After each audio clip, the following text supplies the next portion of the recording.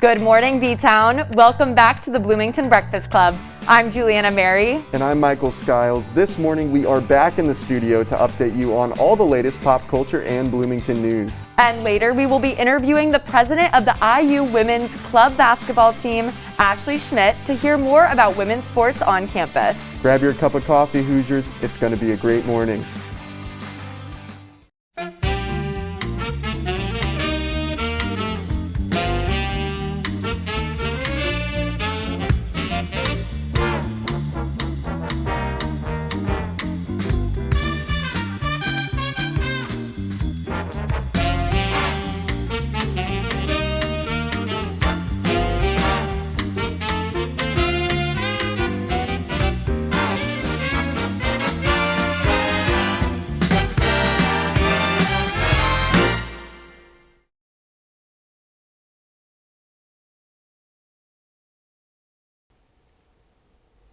Let's see what's new in the world of pop culture and business news this week. It's time for the unnecessary updates of the day. And joining us at the red chairs, we have Asher Michelson.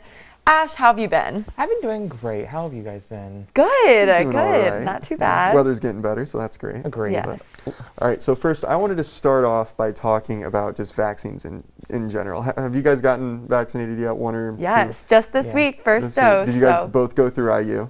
Yeah. I did it in Florida. In Florida? Okay. I'm a little stubborn because I was going to get the Johnson & Johnson vaccine, right? But they pulled that, so now I'm getting the Moderna. But I'm stubborn because I want to do it at the Motor Speedway because you get to do it, you drive on like pit lane and stuff.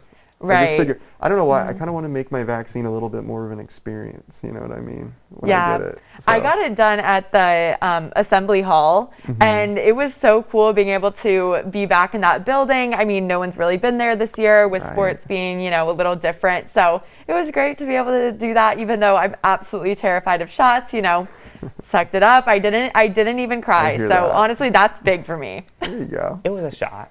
I don't really care where I get it, as long as it's clean. Right. Yes. I don't want to catch anything. I was excited because if you do it at the Speedway, they give you a little sort of like coin thing that says that you got vaccinated there. And I was like, oh, maybe that could be worth money someday. Who knows? Well, maybe they'll do Historical. one that's not Johnson & Johnson, and you'll still get to go to the Speedway. I think it's the Moderna Sunday, so here's hoping. There you go. Well, in other news, Mercedes-Benz has unveiled its new EQS sedan to compete with Tesla in the electric luxury vehicle market. The vehicle's interior will be modeled to look like more of like the cockpit of a futuristic spacecraft instead of a car, and it will have screens going all the way across the dashboard. So what do you guys think? Are you guys in the market for this? Are you going to be looking to buy one? I'm just still disappointed that we don't have flying cars yet. Yeah. I just watched Back to the Future last night through the media school. Great time. And it's just disappointing that we don't have some sort of flying vehicle at this point. Right. I'm a Tesla loyal, so I love Tesla. I think it's awesome. You know, they were the first to breach the market really and do something crazy with it. And it's just so cool. I just really love the fact that like it's such a playful thing. Like if you drive a Tesla or take it out, it's like it doesn't even really feel like a car. It feels like a toy almost, you know, because I it's don't so think that's fun. a safe mindset to have, at all. That's Cars fair. as toys. But I don't know. I love Mercedes-Benz too. Like they are top-notch car manufacturers, and I mean, I really like the idea of having screens across the whole thing, looking like a spaceship. Anytime a car looks futuristic and next level, that does it for me. That's what got me into cars, was like the futuristic looking ones, like essentially Tesla and stuff. But now that they're even capitalizing on that, making it even more, it's pretty cool. It's definitely an interesting concept. I'm glad that another player is kind of entering that market besides just Tesla. I know that you're a huge Tesla fan, but True. I'd be interested to see if this actually catches on. And for me, I'm not a huge fan of driving, I hate so driving. being able to not have that as a part of my day would be great, honestly. I still don't know how to parallel park. So. So this one's a little bit creepier. It's gonna kind of maybe give you some chills and stuff. But Oh wow, spooky. have you guys heard about the 17-year cicadas? Yes. I saw it on TikTok. Yes. They will be coming after 17 years, burrowed underground, growing up to full adult size. They're going to be breaching the ground, coming out this spring is what they're saying. And so it's going to be a bit of a loud spring. We're going to be hearing a lot of buzzing. And they're going to go up in the trees have their kids, and then the kids are going to drop down into the dirt and they're going to start the cycle over again. But until then, we got cicadas running around. Is this like really a real thing? Oh yeah. Yes, I think that this has happened before, because I remember there was like one summer that there were like a lot of cicadas, and they're loud. They like are. way louder than you'd think. Like you can hear them like buzzing.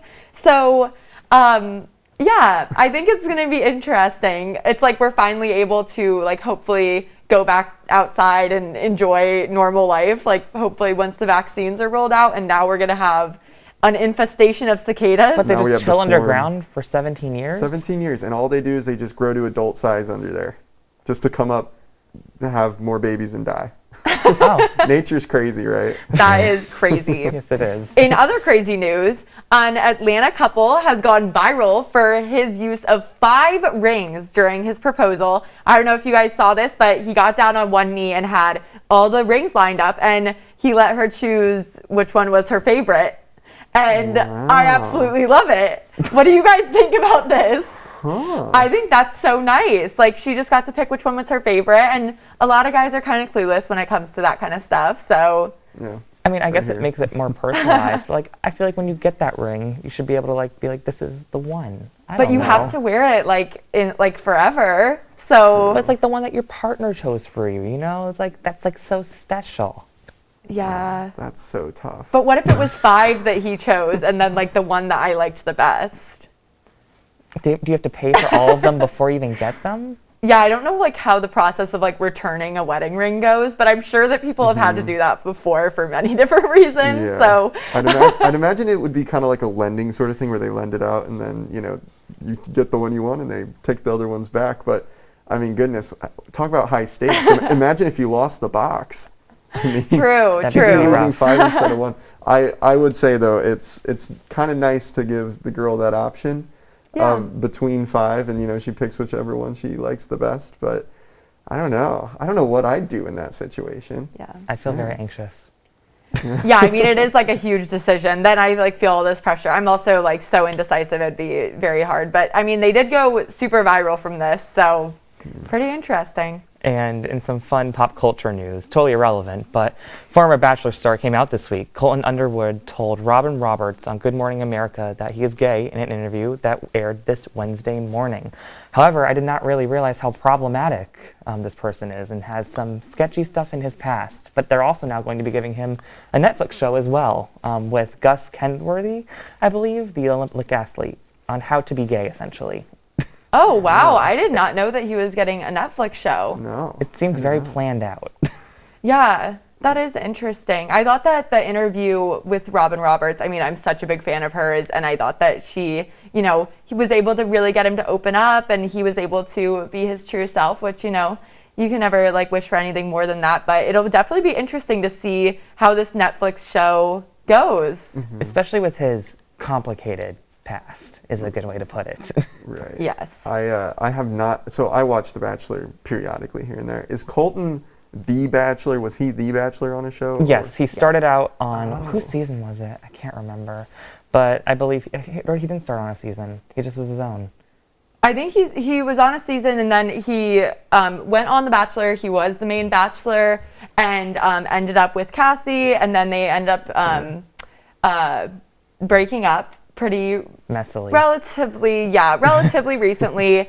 And yeah, now he is come out, and I guess he's getting a Netflix show, so we'll see. I mean, it would have been nice if I came out and got like $1 million Netflix deal. That would have been nice. Just for being yourself. Oh my God. Oh Very well. true. Very true. Well, we were interested to see what else comes up in the news. And be sure to stay tuned for more unnecessary updates coming next week, Hoosiers.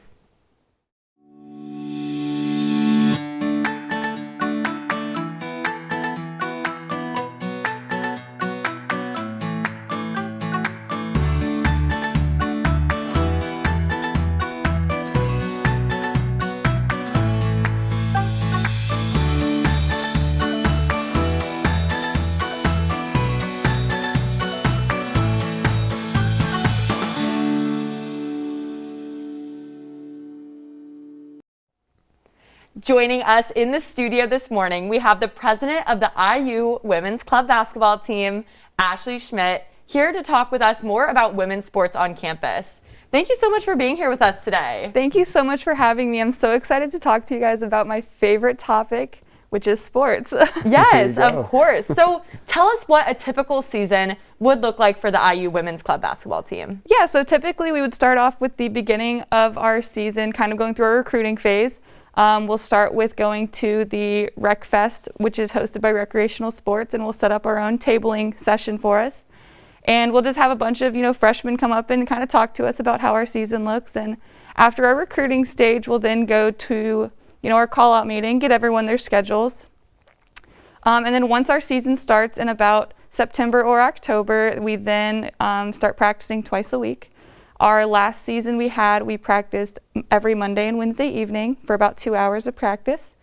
And then about a couple times per semester, we will then go to different universities, schools, places to go to these different tournaments and play. I don't know, we play about 8 games in a weekend for a tournament.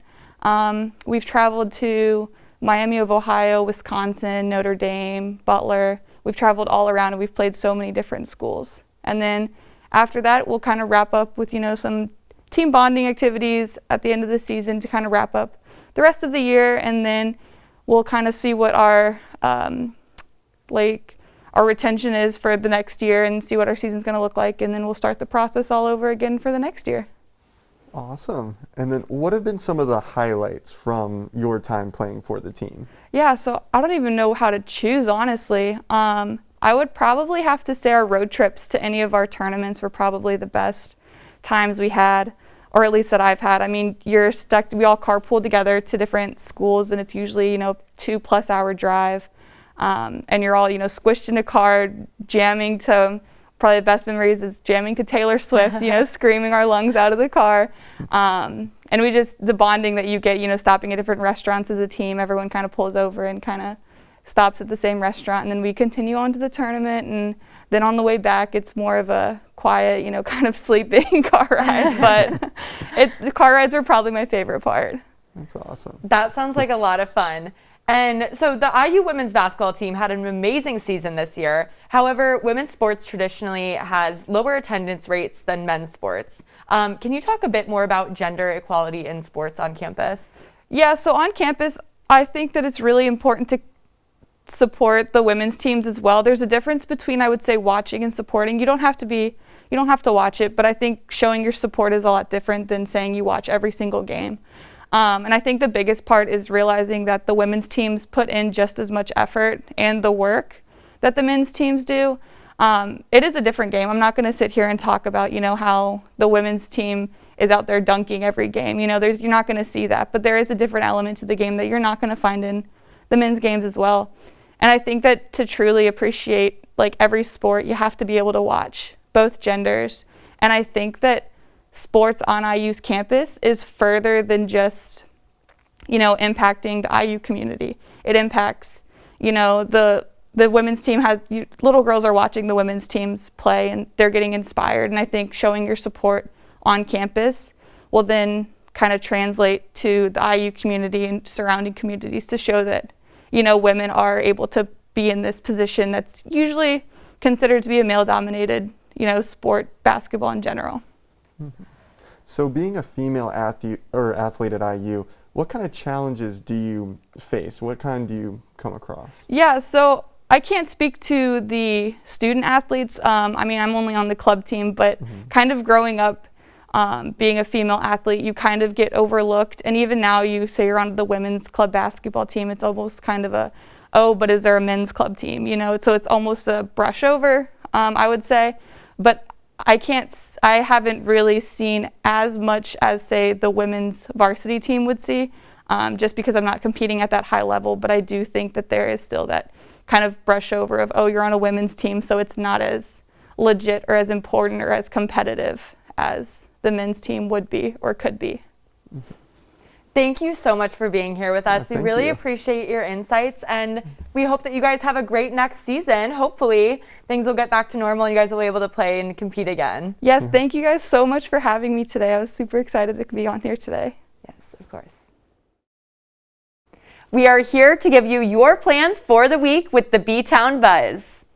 On Thursday, IU will be enforcing a campus-wide wellness day where no classes will take place. To celebrate Wellness Day, the Indiana Memorial Union will be providing free bowling and billiards games. And on Saturday, the Cardinal Stage will be hosting an investigation and experimentation session as part of their Theatrical Teaching in a Digital World workshop. It will feature fun theater-anchored activities centered around the construction and deconstruction of content.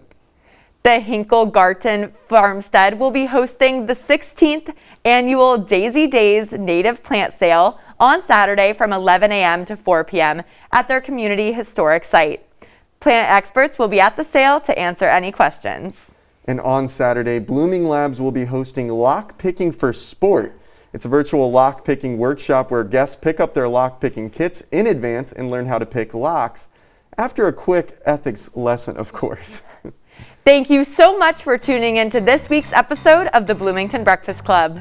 After the show this morning, we are very excited to be holding auditions for the new hosts of the show. We still have behind-the-scenes positions available from producer to camera operator to audio director. If you are interested in joining our TBBC crew, please contact Amy at amygala@iu.edu. Stay tuned to meet our new hosts for Season 9 of the Bloomington Breakfast Club. Have a great week, Hoosiers.